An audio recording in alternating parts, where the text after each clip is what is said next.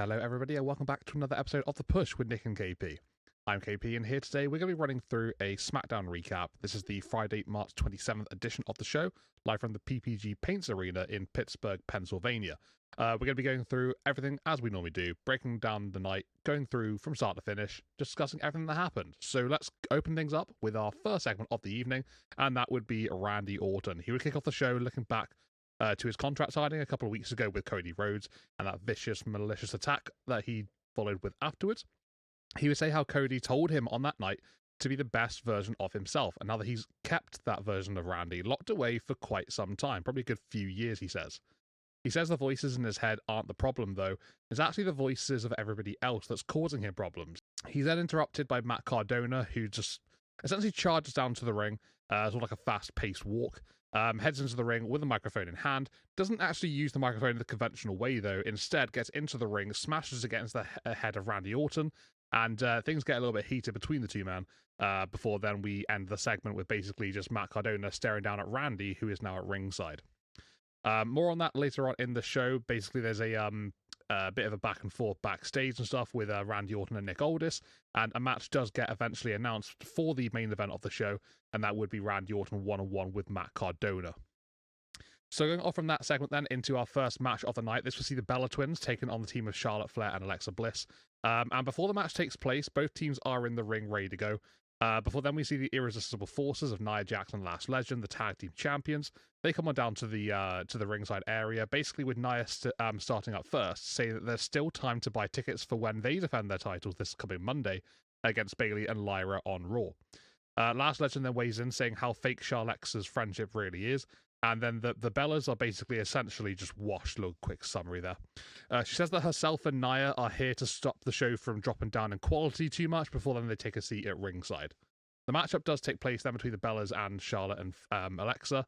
And this one goes along as you would kind of expect it, back and forth. You know, both teams vying for their position at the top of that title situation going into WrestleMania. And we get to a stage in the contest where at ringside, Alexa just sort of like throws one of the Bellas into Lash and Nia at ringside, who are sat there. I don't think Last Legend really ever truly stops thinking about that moment, because as the matchup is about to end, we see Alexa get shoved towards the ropes by Brie Bella. That's when Last Legend basically clocks Alexa with a big right hand. Alexa gets rolled up then by Brie Bella in order to grant her the victory on behalf of her and her twin sister, Nikki. Post-match, Lash and Nia then take out both teams before Bayley and Lyra from Monday Night Raw do arrive and they charge down to the ring. They clear the ring of, basically Nia and Lash, and they get a little bit of help from Charlotte Flair in doing so.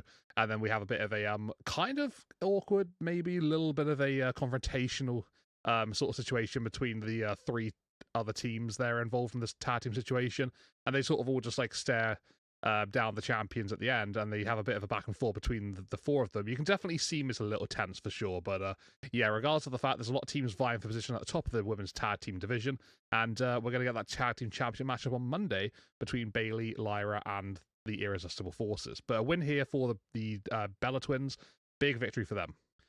Coming up after that, we would then have a Rhea Ripley promo. She would come down to the ring saying that she expected, Jade Cargill to go to certain lengths, but she didn't really expect B-Fab and Michin to align alongside her. She says that she doesn't give a damn who she has to go through to get to WrestleMania, and then we see Jade Cargill and the rest of the gang come on down via invitation from Rhea Ripley. So with Jade coming down alongside Michin and B-Fab, Jade says that they've actually positioned themselves in a position of power, not actually essentially just aligning with her. Bit of a weird choice of words there, but that's essentially what she did say. Before then, B-Fab calls Rhea a selfish backstabber, and Michin weighs in saying that they've been putting in work just like Rhea Ripley has, but yet she's the only one that gets all the love and attention, and they don't get any of that. Jade then weighs back in saying that B-Fab is stepping up tonight to take on Rhea Ripley. Before then, Ripley says that she's going to teach them all that actions have consequences. So we go straight into that matchup then, and we see Rhea Ripley going one-on-one with B-Fab. And this one doesn't last too long, actually. I think we go to a quick ad break as it's about to start. We come back in, I feel literally probably less than a minute later, the match is already over because there's a disqualification at ringside. Jade attacks Rhea, causing a disqualification, and then Jade alongside B-Fab and Michin.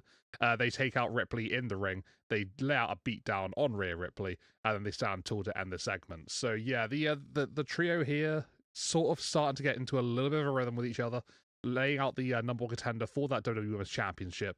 Yeah, and Rhea Ripley's definitely got a bit of a task on her hands going into WrestleMania with this trio, seeming to be on the same page.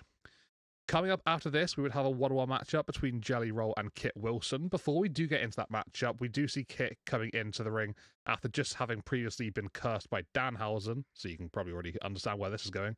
And Kit Wilson delivers some poetry to Jelly Roll in the ring, sort of basically targeted with the sense of defending his mother from last week when they had their, I guess you want to say poetry battle, I guess you could say.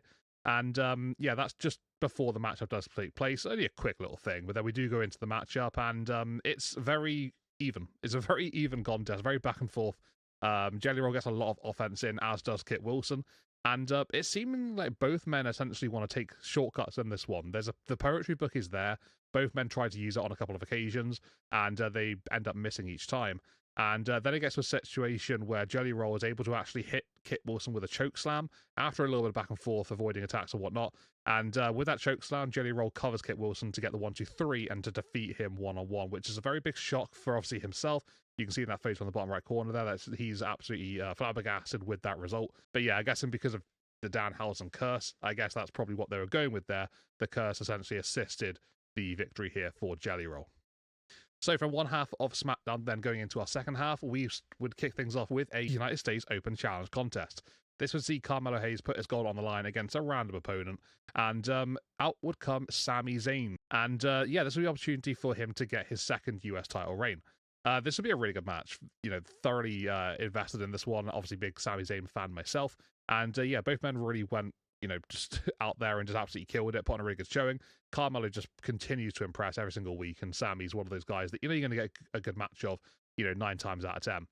And in this particular contest, we do see Trick Williams at ringside. He was there for the match against Aleister Black with Sami Zayn last week and sort of being a bit of a presence there. But Sammy's more focused in this one. Trick Williams does get to a point, though, where he does send the title into the ring when both men are down in the center of the ring. And the title just sort of like sits in front of Sami Zayn. Sami gets up to his feet, holds the championship, and passes it back to the referee.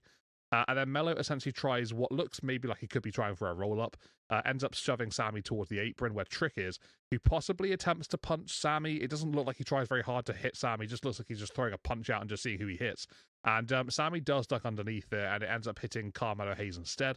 Carmelo just sort of like gets absolutely rocked by this right hand from Trick Williams, and then goes over into the corner very conveniently for Sami Zayn, who follows up with then a haluva kick, doesn't hesitate, and with a 1-2-3 victory here to crown the brand new United States champion. So yeah, Sami Zayn, a very surprising win here. I wasn't expecting this to be like this. I thought Trick Williams and Sami would have a non-title match at WrestleMania. That seemed to be the direction they were going.